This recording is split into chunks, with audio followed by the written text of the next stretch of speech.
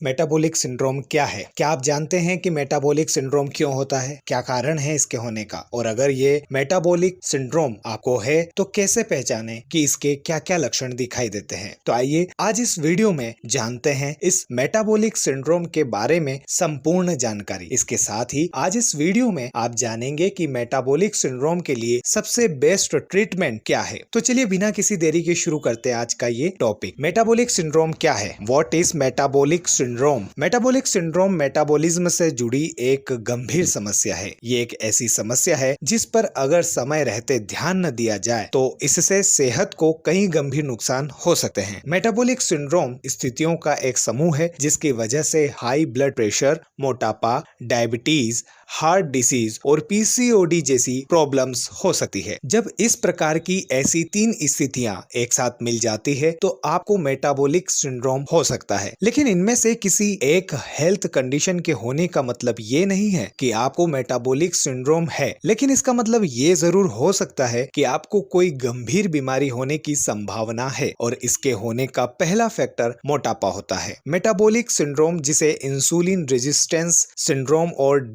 Metabolic syndrome के नाम से भी जाना जाता है। अगर बात करें कि मेटाबॉलिक सिंड्रोम होने का क्या कारण है, कॉजेज ऑफ मेटाबॉलिक सिंड्रोम, तो आइए आपको बता दें कि जिन लोगों को मेटाबॉलिक सिंड्रोम होता है उनका शरीर आमतौर पर नाशपाती के आकार का न होकर सेब के आकार का होता है, जिसका अर्थ यह है कि उनकी कमर बड़ी होती है और उनके पेट के चारों ओर बहुत अधिक वजन होता है। मेटाबॉलिक सिंड्रोम अधिक वजन बढ़ने, मोटापे और शरीर गतिशील न होना जैसी स्थितियों में काफी बारीकी से जुड़ा होता है। प्रोसेस्ड फूड में कार्बोहाइड्रेट, शुगर और फैट अधिक मात्रा में होता है तो यह भी मेटाबॉलिक सिंड्रोम का कारण बन सकता है। शुगर ड्रिंक्स, फास्ट फूड और ट्रांस फैट इंसुलिन रेजिस्टेंस की स्थिति को बढ़ा सकते हैं। इससे मोटापा तेजी से बढ़ता है और मेटाबॉलिज्म प्रक्रिया पर इसका प्रभाव पड़ता है। डॉक्टर के अनुसार जो लोग शारीरिक रूप से कम कार्य करते हैं उनका मेटाबॉलिज्म स्लो होता है। इससे शरीर में लिपिड प्रोफाइल यानी शरीर में फैट बढ़ने का जोखिम रहता है, तो ऐसे में व्यक्ति को हृदय रोग का अधिक खतरा होता है। मेटाबॉलिक सिंड्रोम के जोखिम कारक, risk factor of metabolic syndrome. बढ़ती उम्र के लोगों में मेटाबॉलिक सिंड्रोम का खतरा ज्यादा होता है और मोटापा इस सिंड्रोम का एक प्रमुख कारण हो सकता है। यदि किसी व्यक्ति के परिवार में यदि पहले से ही किसी सदस्य को मेटाबॉलिक सिंड्रोम हुआ हो तो ऐसे में उस व्यक्ति को भी मेटाबॉलिक सिंड्रोम होने की संभावना अधिक होती है। इससे बचने के लिए आप अपनी लाइफस्टाइल में बदलाव करके अच्छी आदतों को अपना सकते हैं। जैसे कि मेटाबॉलिक सिंड्रोम से बचने के लिए आप शराब, सिगरेट से दूरी बनाएं। साथ ही अपनी डाइट में फलों और हरी सब्जियों का सेवन अधिक मात्रा में करें। तनाव से दूर रहें क्योंकि बहुत ज्यादा स्ट्रेस से